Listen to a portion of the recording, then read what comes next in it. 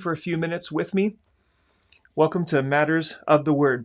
I've been thinking a lot about comparison because it's all around us. Our culture is really built on a spirit of covetousness.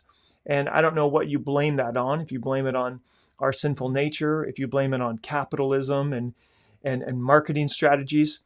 But for whatever reason, it is the reality that we live in. There's a song that I've been listening to recently that's really inspired this thought, and it's by someone named Jonathan McReynolds. I'd encourage you to check it out. It's called Comparison Kills. And it starts off with these words: I can only speak from my world, where almost everyone has what they need. Other nations live with sickness, but over here we die from jealousy. And he goes on to talk about the nature of comparison and how it leads to getting what's life-giving stolen from us, right? It leads to death. Comparison kills. And it certainly does. That's absolutely what the scriptures say. In fact, the 10th commandment says, "Thou shalt not covet." And that's those are very related ideas there. The idea, as soon as you start looking to the left, to the right, comparing what others have and what you don't have, you're going to be led down that spirit of covetousness, that path of desiring what you don't have, and therefore you will surely die.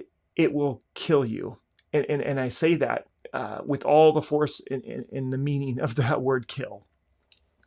And I can say that with authority because that's what the scriptures say. The first time that word covetousness is used, it's not in Exodus 20. That's actually the third time that Hebrew word is used. If you trace that word all the way back to its first use, we are in Genesis chapter 2. So in Genesis chapter 2, verse 8, it says, "The Lord God planted a garden eastward in Eden, and there he put the man whom he had formed." Verse 9, "And out of the ground the Lord God made every tree grow that is pleasant to the sight and good for food." So that is pleasant. That's what is translated from that word covet. That's also used in Exodus chapter 20. What's interesting there is it's a positive context here. God is creating every tree to grow that is pleasant. It's supposed to be desired. It's supposed to be coveted, right? To the sight. We're supposed to look at these trees that God made and be like, "Oh man, I want that. That's good for food." That's the original use of the word desire, that we would desire what God has made, the good things that God has made. But then God gives us a command.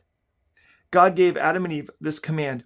In verse 16, he says, "Of every tree in the garden you may freely eat." You may do absolutely anything you want, do whatever you want. There are no rules except for this one rule. "But of the tree of the knowledge of good and evil you shall not eat, for in the day that you eat it, you shall surely die." You will die if you break this one rule. And that is the origin of the law. The law exposes our response to who God is, what he is, what he has communicated to us. And what he communicated to Adam and Eve was simple. Hey, you can have anything you desire except for that one tree in the middle of the garden. Don't eat that, the fruit from that tree.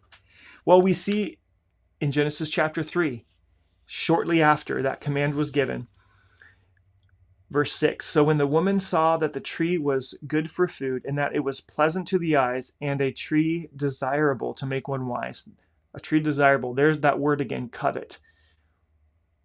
When she saw, and keep in mind, God made this tree, among all the trees, they were all to be desired, right? So it wasn't inherently bad for her to desire this tree.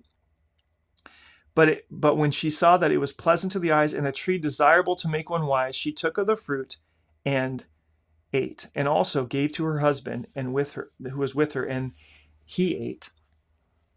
So the issue The issue wasn't that the tree's fault. The tree was made to be desirable. It wasn't Eve's fault because she was in the sense of desiring it, because it was made for her to look upon it and to desire it. The problem here lies in the fact that God said, don't desire that. You don't desire that. Don't eat of it, is actually what he says. You may freely eat, but the tree of the knowledge of good and evil you shall not eat, for in the day that you eat of it, you shall surely die. He's saying, I want you to not eat. I want you to exercise trust in me, that this is not going to be good for you. And that is where the law, that rule, exposed the sin. It gave power to sin in that moment. And that's when sin was conceived in mankind. And we have the fall, and the carnal nature was born in mankind. And we are dealing with those consequences today. Very interesting. The idea of coveting something that you don't have goes all the way back to original sin. And it could be argued that it is the sin.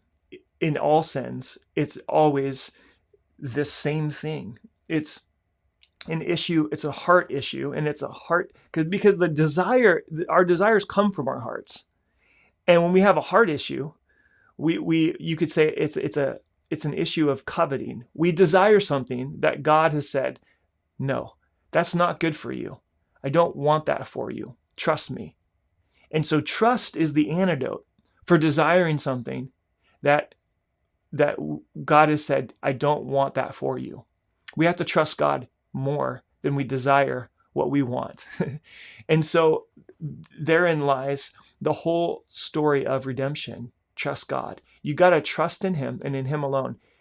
Don't trust your desires. Your desires will lead you astray, because our eyes and our hearts will desire to have things that are not good for us.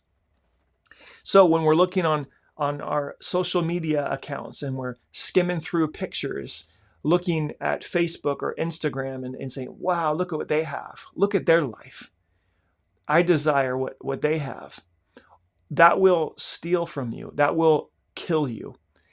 Metaphorically speaking, or literally, it will kill you. You will end up like so many young people who are committing suicide because of this covetous spirit that is surrounding us constantly.